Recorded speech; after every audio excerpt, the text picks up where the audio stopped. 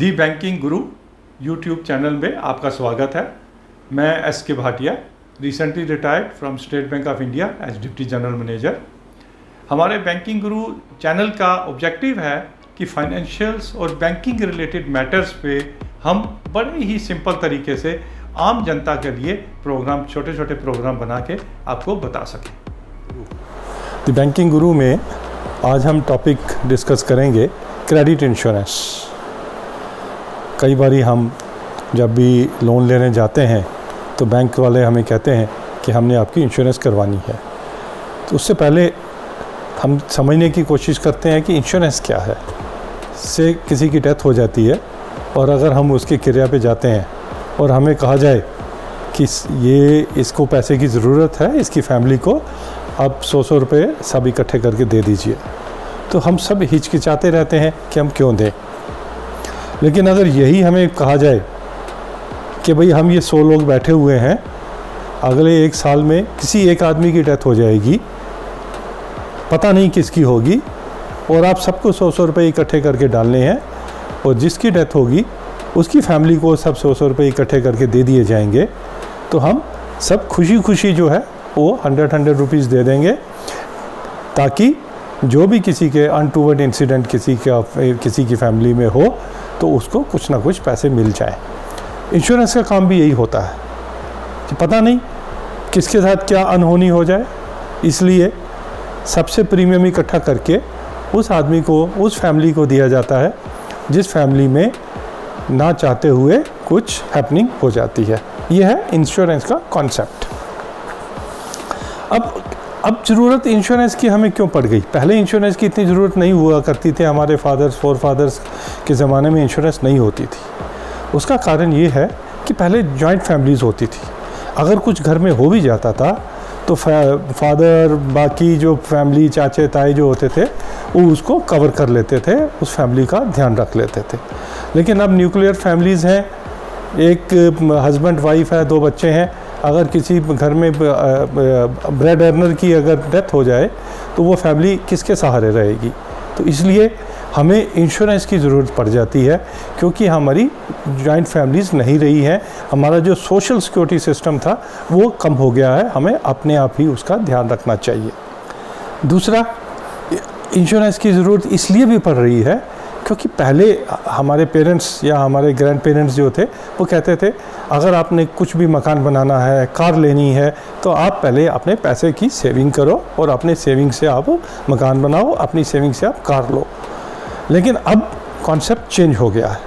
अब हम सबसे पहले, जैसे ही हमारी किसी की सर्विस लगती है या वो बिज़नेस चालू करता है, तो सबसे पहले वो ये चाहता है कि मेरा अपनी कार होनी चाहिए, मेरा अपना मकान होना चाहिए।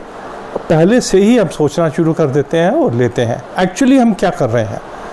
हम ये कर रहे हैं कि हम ये प्रिज्यूम कर रहे हैं कि आज मेरी जो सर्विस लगी है, अगर मैं एम्प्लॉयमेंट में आया हूँ, मेरा 15, 20, 50 लाख का पैकेज है, ये अगले 25-30 साल तक ये 15, 20, 50 लाख का पैकेज मुझे मिलता रहेगा।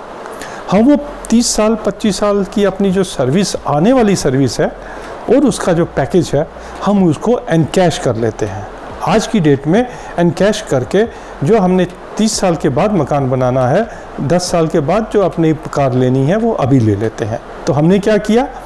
अपनी कैश एक्रूवल्स को हमने एनकैश करके इमीडिएटली हमने उसका यूटिलाइज करना शुरू कर देते हैं। अब इसका इम्पैक्ट इंश्योरेंस के एंगल से देखिए क्या है कि अगर सब कुछ ठीक ठाक रहा, हम 30 साल तक जीवित रहे और हमारी ये इनकम जनरेशन होती रही, तो हम EMI देते रहेंगे, कोई चिंता नहीं है।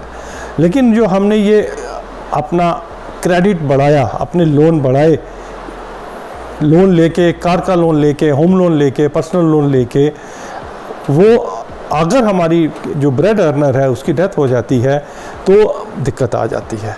हमने जो प्रिज्यूम किया था कि हमारे जो कैश फ्लो आती रहेगी, हम उसके साथ चलते रहेंगे, हम अपना EMI देते रहेंगे, उसमें बाधा पड़ जाती है। इसीलिए हमें जो है इंश्योरेंस करवानी पड़ती है। अब देखते हैं इंश्योरेंस कितने तरह की होती है। ब्रॉडली 3 तरह की इंश्योरेंस होती है। सबसे पहले टर्म इंश्योरेंस। टर्म इंश्योरेंस में क्या है?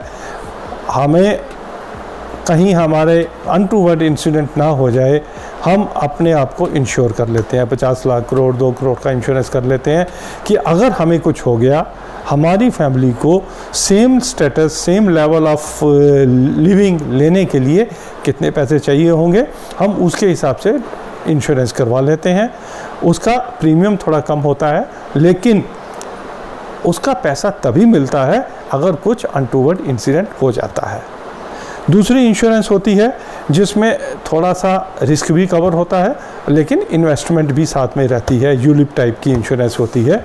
उसका ऑब्जेक्टिव क्या होता है कि हमारे बच्चे हैं, उनको पढ़ाना लिखाना है, उनकी शादियां करनी है, एक सर्टेन पीरियड के बाद हमें पैसा चाहिए होगा, इसलिए हम ये प्रज्यूम करके चलते हैं कि 10 साल के बाद बेटी की शादी करनी है, उसके लिए 1 करोड़ चाहिए होगा, तो मुझे आज से कितना पैसा इन्वेस्ट करना चाहिए ताकि इंश्योरेंस कंपनी 10 साल के बाद मुझे 1 करोड़ रुपया दे दे।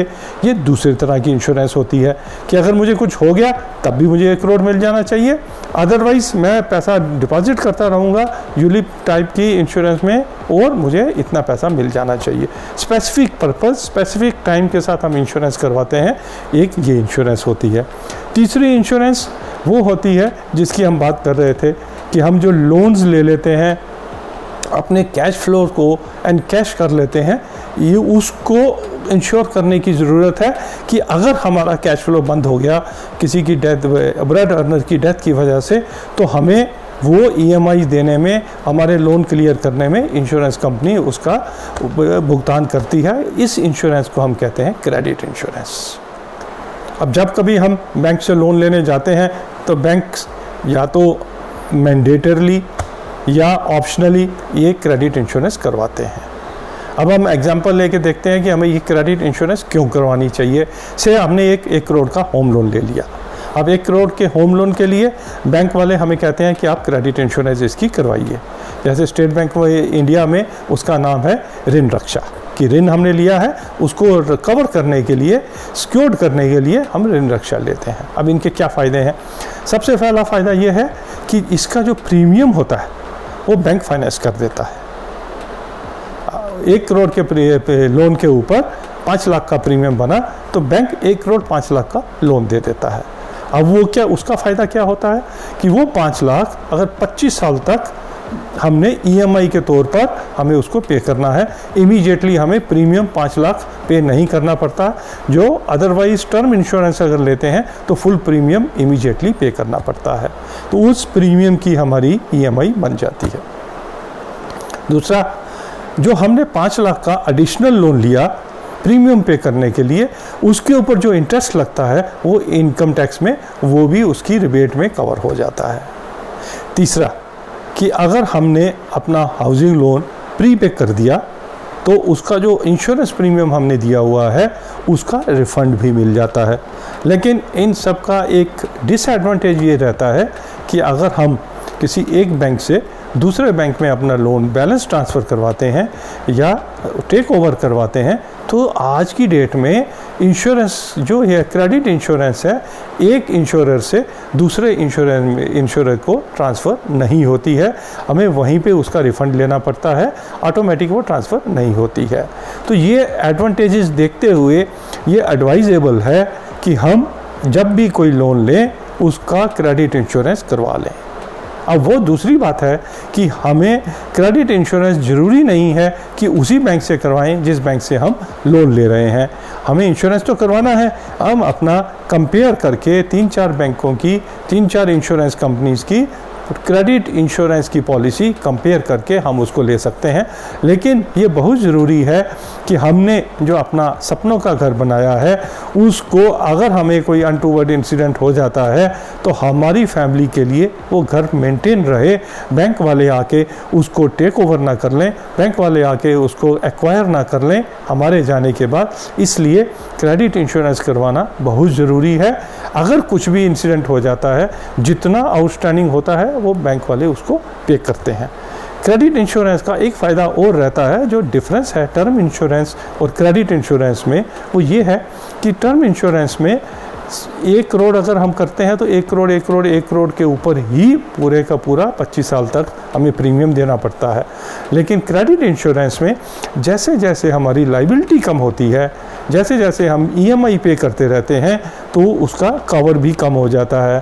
पहले 1 करोड़, फिर 9 करोड़ 9,95,000, फिर 9,90,000, इसी तरह कम होता होता नीचे आता रहता है, कम होता रहता है जैसे जैसे हम EMI पे करते रहते हैं। उसका फ़ायदा क्या होता है कि पहले साल हम 1 करोड़ के ऊपर देते हैं, तो दूसरी बारी उससे कम प्रीमियम, कम आउटस्टैंडिंग जैसे जैसे होता रहता है, तो कम आउटस्टैंडिंग पे ही प्रीमियम चार्ज होता है। ये एक और इसका फ़ायदा रहता है। तो मेरा सजेशन यही है, जब भी हम होम लोन लें, कार लोन लें, पर्सनल लोन लें, तो हमें ज़रूर अपना क्रेडिट इंश्योरेंस करवा लेना चाहिए, ताकि हमारी फैमिली को कुछ भी इंसिडेंट होने से हमारी फैमिली को उसका बर्डन ना हो, उसको बेनिफिट मिलता रहे, उनके ऊपर एक ये लाइबिलिटी ना आ जाए। Thank you very much for watching this video. अगर आपको ये वीडियो अच्छा लगा तो हमारे इस चैनल को सब्सक्राइब कीजिए और अपनी फीडबैक भी हमें दीजिए अपने कमेंट्स के ज़रिए, ताकि हम फ्यूचर में अच्छे प्रोग्राम आपको दे सकें। और हमें यह भी बताइए कि किन टॉपिक्स के ऊपर आप ऐसे वीडियोस देखना चाहते हैं। धन्यवाद।